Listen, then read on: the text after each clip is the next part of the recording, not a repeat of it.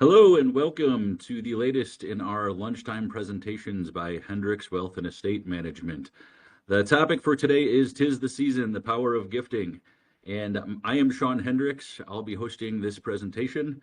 I am joined by Jim Hendricks, Jim Madel, and Dan Leitner from our firm. And I will be presenting to you talking about gifting and how you can use it. Before I jump to the next slide, I want to give a caveat that the next slide shows that I am equally impressed and terrified by AI. It might be the pinnacle of AI as far as I'm concerned so far. So there's me. I'm your host. I am an estate planning attorney and a financial advisor at Hendricks Wealth and Estate Management. You can see my license is there, and I'd like to joke that I'm slowly looking more and more like Santa every year. Probably the scariest thing about this picture is it only added a beard and a hat, didn't have to add much else. So anyway, to jump into the actual topics, when I say gifting and the power of gifting, what do I mean when I use that term? And the most important thing when it comes to gifting, at least as far as I'm concerned, from an estate planning perspective at least, is that we want to know what the IRS's definition of a gift is. The IRS's definition is any transfer to an individual, either directly or indirectly, where full consideration measured in money or money's worth is not received in return. So in other words, anything that you give without getting something back, at least in the eyes of IRS, can be viewed as a gift. Now, why am I going to be talking about the IRS? Why am I going to ruin the holidays talking about the IRS when we're supposed to be talking about gifts? But in retirement and estate planning, we want to make sure that we follow the rules that the IRS has set out. And the IRS has actually given us some guidelines that we have to follow for dollar values that are associated with gifts and how you can use them. So you may have heard that the IRS allows a person to gift to any other person a certain amount each year. And for 2025 and 2026, that amount is $19,000 per person per year. This amount is known as it's called the annual exclusion amount.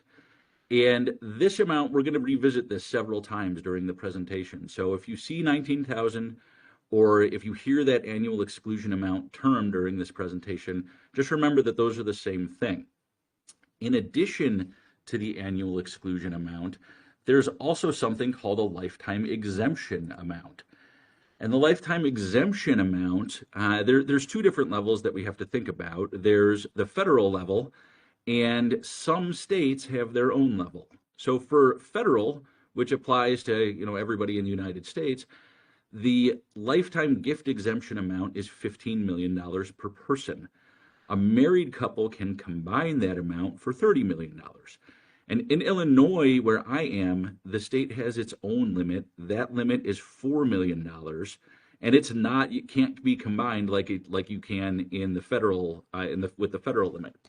But the lifetime gift exemption is the maximum amount that a person can give during their lifetime for any gifts that exceed the annual exclusion amount before they'll have to start paying taxes at either the federal or the state level.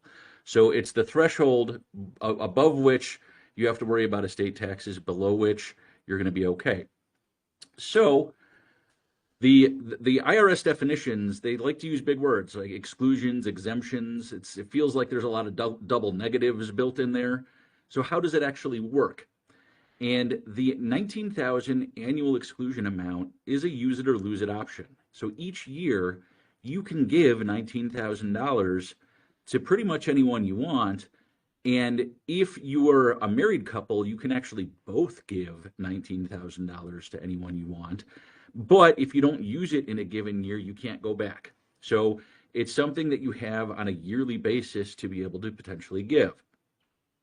Any amount that you give above that $19,000 amount in a given year counts towards your lifetime exemption amount.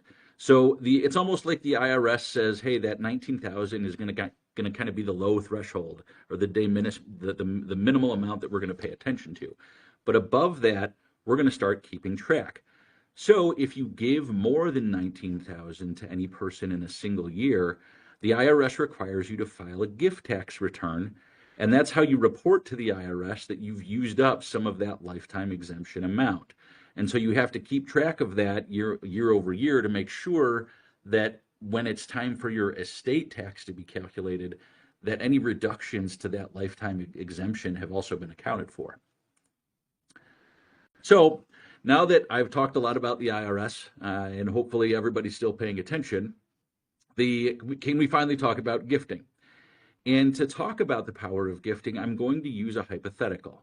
All right, the hypothetical is going to involve parents who have an adult child, and presumably this child was on the nice list if they want to give gifts to them. And the parents in this hypothetical started making gifts to that child in 2015.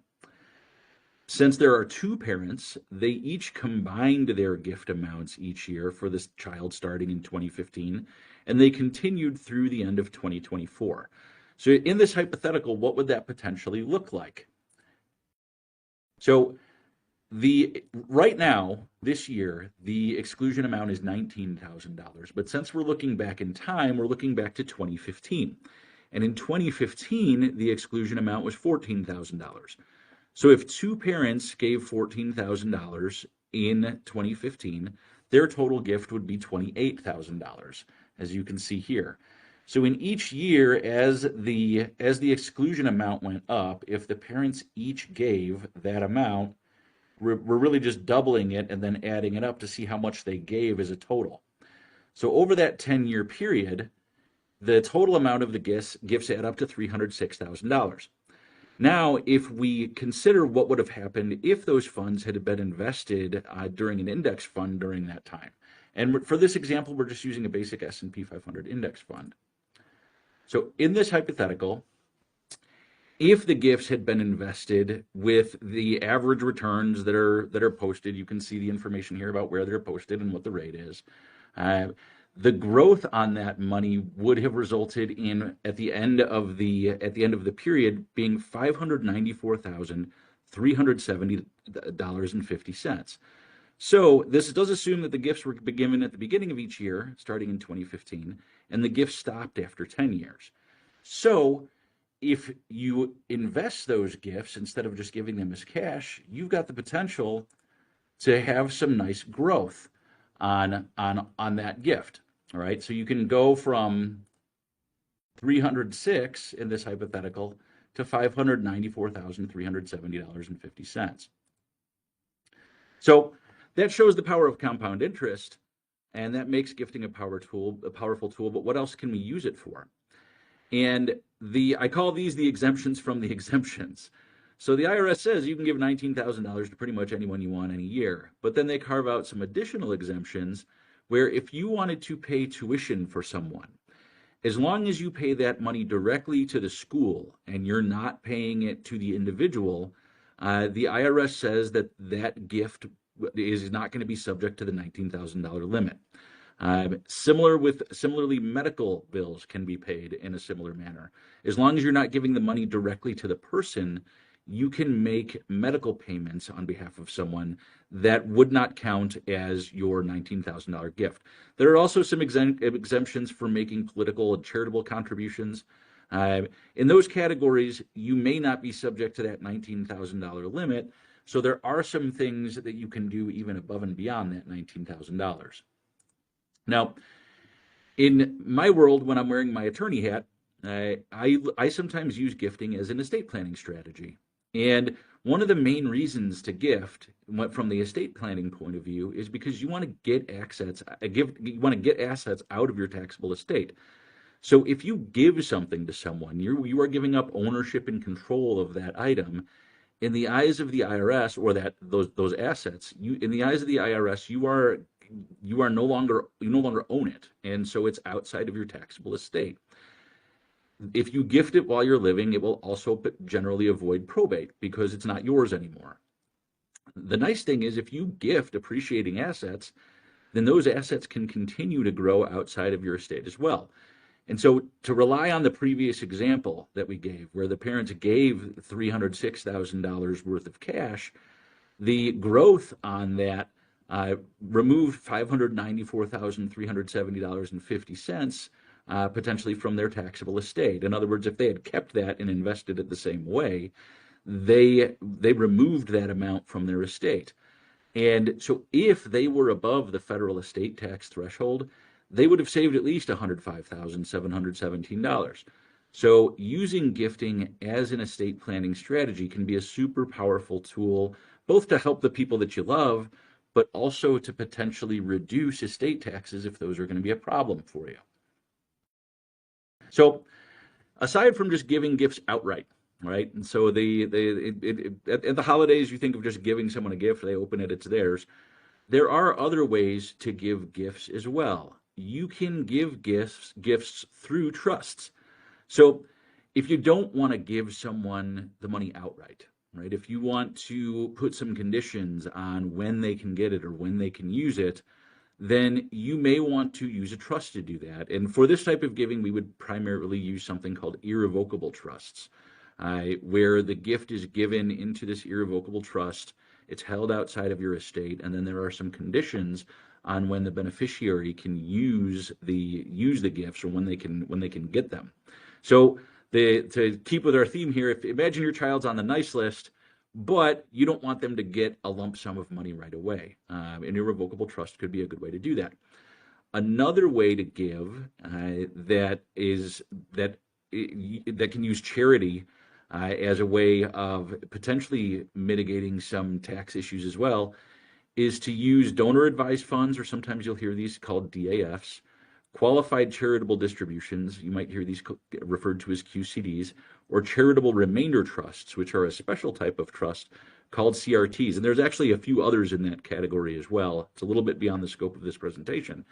But these types of DAFs, QCDs, and CRTs are things that can be used if you want to give money to charity, but also potentially use giving as a way to reduce some tax issues that you might be having.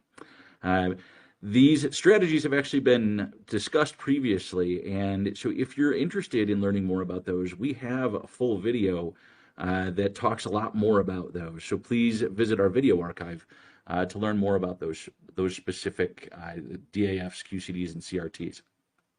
So all of this sounds great about gifting, but there is a warning that I sometimes encounter that I wanted to talk about as well.